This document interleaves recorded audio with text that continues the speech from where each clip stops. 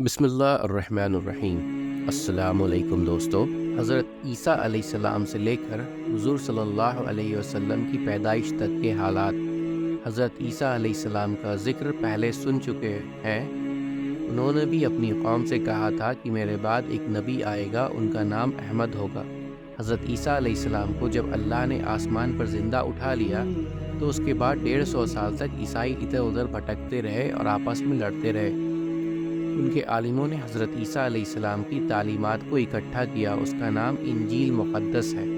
یہ تعداد میں 1000 پہنچ چکی تھی۔ اس وجہ سے عیسائیوں کو بڑا جھگڑا ہوا کہ کون سی انجیل صحیح ہے۔ آخر سب نے اتفاق کر کے سب کتابیں جلا دیں، صرف 4 باقی رہنے دیں۔ ان کا نام یہ ہے: متی، یوحنا، لوقا اور مرقس۔ یہ چاروں ان کے جمع کرنے والوں کے نام سے مشہور ہیں، مگر یہ بات آج تک طے نہ ہو سکی کہ اس میں کون سی کتاب اصل انجیل مقدس ہے۔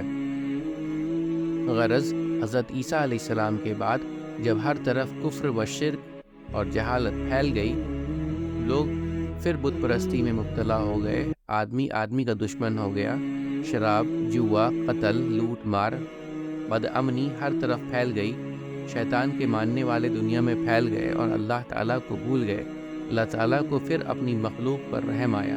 وہ بڑا رحمان اور رحیم ہے، اور اس نے اس دنیا کی ہدایت کے لیے اور لوگوں کو شیطان کے پنجے سے نکال کر اللہ کا سیدھا راستہ بتانے کے لیے اپنے پیارے حبیب احمد مجتبیٰ محمد مصطفیٰ رحمۃ للعالمین صلی اللہ علیہ وسلم کو مکہ معظمہ میں پیدا فرمایا۔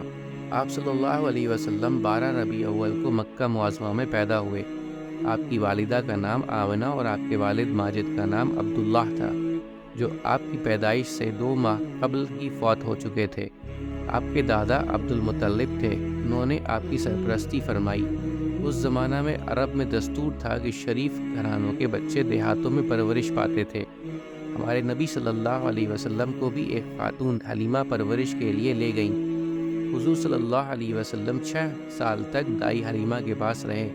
آپ سال بھر میں 2 مرتبہ والدہ سے ملنے آتے۔ اس کے بعد والدہ نے اپنے پاس بلا لیا۔ جب آپ صلی اللہ علیہ وسلم 6 برس کے ہوئے تو آپ صلی اللہ علیہ وسلم کی والدہ کا بھی انتقال ہو گیا۔ والد پہلے ہی فوت ہو چکے تھے۔ مہربان دادا عبد المطلب نے، جن کو اپنے پوتے سے بہت محبت تھی، ان کی پرورش اپنے ذمے لی۔ خدا کی شان کہ دادا کا سایہ بھی زیادہ عرصہ تک قائم نہ رہا، اور والدہ کے 2 سال کے بعد دادا کا سایہ بھی سر سے اٹھ گیا۔ اس وقت حضور صلی اللہ علیہ وسلم 8 برس کے تھے۔ دادا کے انتقال کے بعد حضور صلی اللہ علیہ وسلم کے چچا ابو طالب نے اپنی سرپرستی میں لے لیا۔ چچا کو اپنے بھتیجے سے بے حد محبت تھی اور بیٹوں سے زیادہ چاہتے تھے۔ عرب کی حالت اس وقت بہت خراب تھی، جیسا کہ پہلے بتایا جا چکا کہ حضور صلی اللہ علیہ وسلم نے انہی لوگوں کے درمیان رہ کر پرورش پائی، اور اپنا اٹھنا بیٹھنا، ملنا جلنا انہی لوگوں میں سے تھا۔ مگر آپ نے کسی کی گندی عادت نہیں لی۔ آپ کے ہر کام میں صفائی ستھرائی پائی جاتی تھی۔ آپ کی دیانت، سچائی اور پاکیزگی کی شہرت ہوتی چلی گئی، اور لوگ آپ کو صادق اور امین کہہ کر پکارنے لگے۔ جب آپ 25 سال کے ہوئے تو آپ کی شادی حضرت خدیجہ رضی اللہ عنہا سے ہوئی، جو بیوہ تھیں۔ حضور صلی اللہ علیہ وسلم تجارت کا مال لے کر عرب کے مختلف ملکوں میں جاتے، وہاں بھی آپ کو امین اور صادق کہہ کر پکارا جاتا۔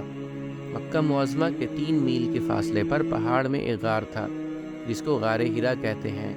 حضور صلی اللہ علیہ وسلم کئی روز کا کھانا لے کر اس غار میں چلے جاتے، اور وہاں اکثر خدا کی عبادت اور سوچ وچار میں وقت گزارتے۔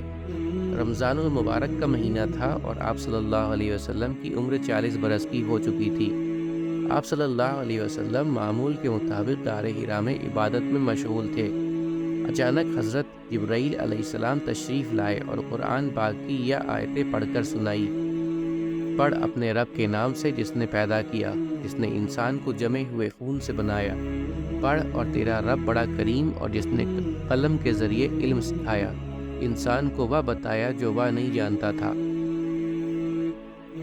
غار ہرا میں آپ صلی اللہ علیہ وسلم کو نبوت عطا کی گئی، اور حکم دیا گیا کہ اللہ کے بندوں کو اللہ کا سیدھا راستہ بتائیں۔ یہ کام آسان نہیں تھا۔ ایسی ذمہ داری کا خیال کر کے آپ کانپ گئے اور گھبرائے ہوئے گھر تشریف لائے۔ حضرت خدیجہ نے آپ کو تسلی دی اور کہا میرے آقا آپ پریشان نہ ہو، اللہ تعالیٰ آپ کے ساتھ ہیں، وہ آپ کو کبھی خوف و رنج میں نہیں ڈالے گا۔ آپ صلی اللہ علیہ وسلم نے اللہ کے حکم کے مطابق سب سے پہلے اپنے قریبی رشتہ داروں اور گہرے دوستوں کو اللہ کی طرف بلایا اور فرمایا قُلُوا لَا إِلَٰهَ إِلَّا اللَّهُ، کہو اللہ کے سوا کوئی معبود نہیں۔ جیسا کہ پہلے بتایا جا چکا ہے، اس زمانہ میں عرب میں بت پرستی کا زور تھا۔ خانہ کعبہ جو اللہ کا گھر ہے، اس میں بے شمار بت رکھے تھے۔ ان کی سمجھ میں یہ بات نہیں آئی اور اس بات پر آپ سے لڑنے کو تیار ہو گئے۔ سب سے پہلے حضرت خدیجہ رضی اللہ عنہا، حضرت علی کرم اللہ وجہہ آپ کے چچا بھائی، حضرت زید بن حارث آپ کے آزاد کیے گئے غلام، اور حضرت ابو بکر صدیق رضی اللہ عنہ جو حضور صلی اللہ علیہ وسلم کے گہرے دوست تھے، ایمان لائے اور اللہ کے دین کو پھیلانے لگے۔ ہمارے پیارے نبی صلی اللہ علیہ وسلم کو اللہ کا دین پھیلانے میں بڑی بڑی مشقتیں اور تکلیفیں برداشت کرنی پڑیں۔ اللہ پاک قرآن مجید میں اپنے پیارے نبی کو تسلی دیتا رہا اور ہدایت فرماتا رہا کہ اب اس طرح اور اب اس طرح کرو۔ آپ صلی اللہ علیہ وسلم کو تسلی کے لیے اور قوم کی عبرت کے لیے پہلے نبیوں کے قصے بتائے گئے کہ جن قوموں نے اپنے نبی کا کہنا مانا وہ دین و دنیا میں کامیاب رہیں، اور جنہوں نے اپنے نبی کا انکار کیا اور اللہ کا کہنا نہیں مانا وہ قوم اس دنیا میں سے نیست و نابود کر دی گئیں، اور آخرت میں بھی اس کو بڑی سزا ملے گی۔ ہمارے پیارے نبی اپنی قوم کو کس طرح سمجھاتے رہے اور قوم کیا جواب دیتی رہی۔ حضور صلی اللہ علیہ وسلم جب ایمان کی دعوت دیتے تو وہ مسلمانوں کو بے وقوف بناتے، اور جب کہیے ان کو ایمان لاؤ جس طرح ایمان لائے سب لوگ، کہتے ہیں کیا ہم اس طرح مسلمان ہوں جیسے مسلمان ہوئے؟ بیوقوف سنتا ہے وہی ہے، بیوقوف سنتا ہے وہی ہے، بیوقوف پر نہیں جانتے۔ سورۃ البقرہ آیت نمبر 13۔ اور کافر کہتے ہیں کہ قرآن من گڑت باتیں ہیں جو اس نے بنا لی ہیں اور لوگوں نے ان کی مدد کی ہے۔ سورۃ الفرقان آیت نمبر 4۔ اللہ پاک اس کا جواب دیتے ہوئے فرماتے ہیں یہ لوگ ایسا کہنے میں ظلم اور جھوٹ پر اتر آئے ہیں اور کہتے ہیں یہ پہلے لوگوں کی کہانیاں ہیں جن کو اس نے لکھ رکھا ہے اور وہ صبح و شام اس کو پڑھ کر سنائی جاتی ہے۔ سورۃ الفرقان آیت نمبر 4-5۔ اللہ تعالیٰ اس کا جواب دیتے ہوئے فرماتے ہیں کہہ دو کہ اس نے اتارا ہے اس کو کہ جو آسمانوں اور زمین کی پوشیدہ باتوں کو جانتا ہے، بے شک وہ بخشنے والا مہربان۔ سورۃ الفرقان آیت نمبر 6۔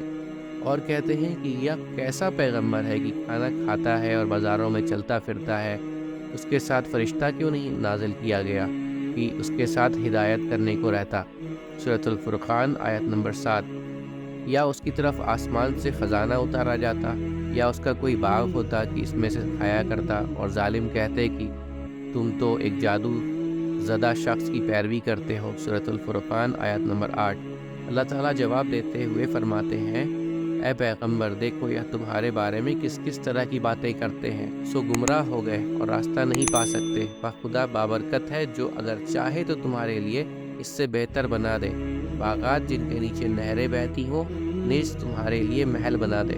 سورۃ الفرقان آیت نمبر 9۔ اور جو لوگ ہم سے ملنے کی امید نہیں رکھتے کہتے ہیں کہ فرشتے کیوں نازل نہیں کیے گئے یا ہم اپنی آنکھوں سے اپنے پروردگار کو دیکھ لیں۔ سورۃ الفرقان آیت نمبر 21۔ تم نے دیکھا کہ ہمارے پیارے نبی نے اس دین کو پھیلانے کی خاطر کیسی کیسی تکلیفیں اٹھائیں، آپ نے صبر سے کام لیا اور ہمت نہیں ہاری۔ امید کرتا ہوں دوستو کہ آپ کو آج کی ویڈیو اچھی لگی ہوگی۔ اگر آپ کو ہماری ویڈیو اچھی لگی ہے تو ویڈیو کو لائک ضرور کریں، اور مزید اس طرح کی ویڈیوز دیکھنے کے لیے ہمارے چینل سبسکرائب کر لیں اور دوستوں کے ساتھ شیئر کرنا بھی مت بھولیں۔ اللہ آپ سب کا حامی و ناصر ہو۔ انشاءاللہ ملتے ہیں اگلے ویڈیو میں۔ اجازت دیجیے، السلام علیکم، اللہ حافظ۔